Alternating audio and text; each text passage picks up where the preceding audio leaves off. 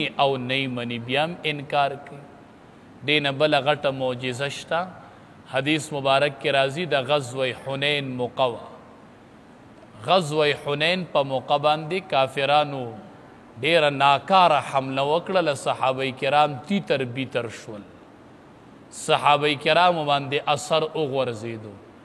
حدیث مبارک کې راځي رسول الله صلی الله علیه وسلم په موټي کې خوره راواغستله او کفارو طرف ته داسې ورو چنګلوي، شاهت الوجوه شاهت الوجوه، الله دا مخونه خراب کی، دا مخونه خراب کی، الله بیکاره کی، وی شاهت الوجوه.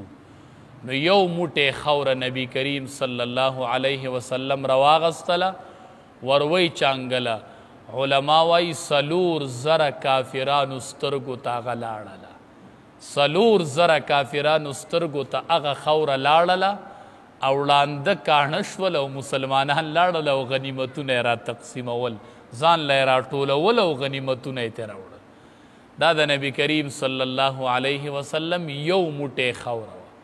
نو دا څومره عجیبه معجزه وه، خلقو نه منله. سپوږمۍ ته اشاره وکړله، شق القمر معجزه ورته وایي، نیمه مشرق ته لاړه او نیمه مغرب ته لاړه، په منځ وچودله. دا معجزه نه وه؟ وی دا خو لوی ساحر دی، لوی جادوګر دی. واقعه د معراج په یوه شپه کې تلل راتلل، په اسمانونو کې د انبیاء کرامو سره ملاقاتونه کېدل، د هغوی سره خبرې کېدل او سحر چې رڼا ختله نو بیا راغلی. نو دا معجزه نه وه؟ دا معجزه وه که نه؟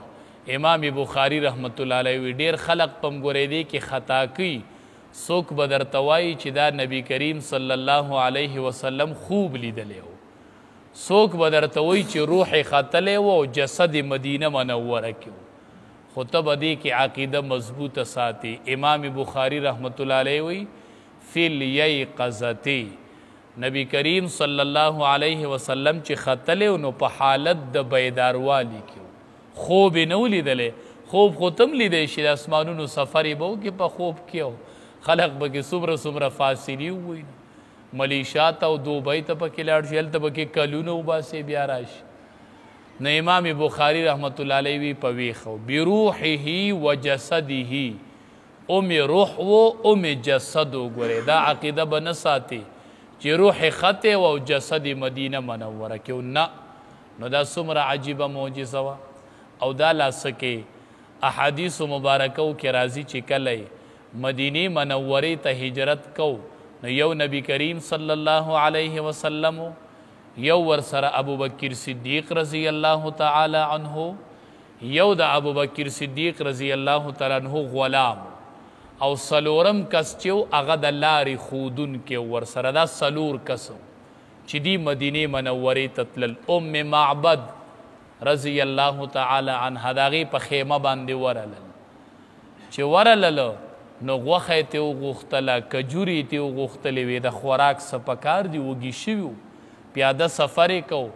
دا اندازه هله سړي ته وشي چې سړی خپله باندې لاړ شي او د مکې نه ته مدینې منورې ته په ډبه کې ځي نو سړي ته هغه فاصله معلومه شي. غرونو ته چې سړی ګوري، هغې خوشي بیابانونو ته ګوري چې دا نبی کریم صلی الله علیه وسلم پیاده وخلي وو، دا هله سړي ته اندازه وشي.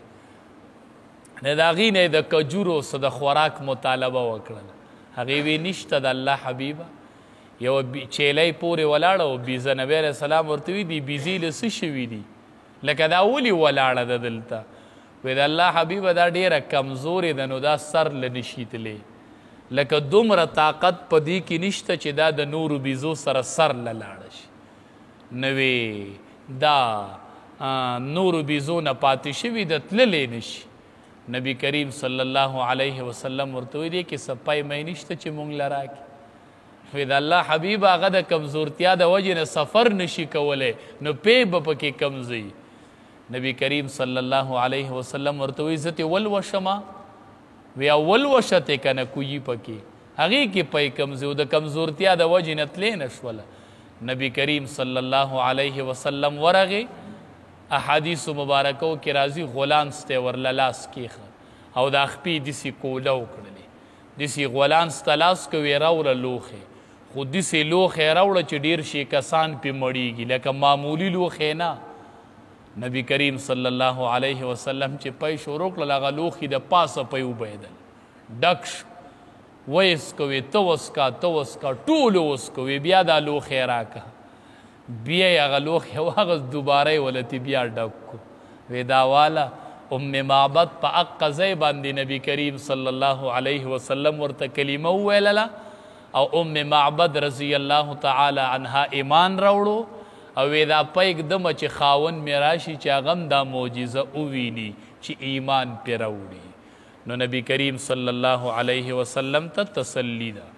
ثم بعثنا بیا مونږ راولېږل من بعدهم پس د دې پیغمبرانو نه رستو د دې پیغمبرانو نه موسی علیه الصلاة والسلام بآیاتنا په معجزو خپلو سره الی فرعون ته وملئه او غټانو د قوم د دته سردارانو د قوم د دته فظلموا بها نو پس هغې انکار وکړو د دینه یعنی کفر یې وکړو په دې معجزو سره یې کفر وکړو باوجود د لیدلو د دې معجزو نه.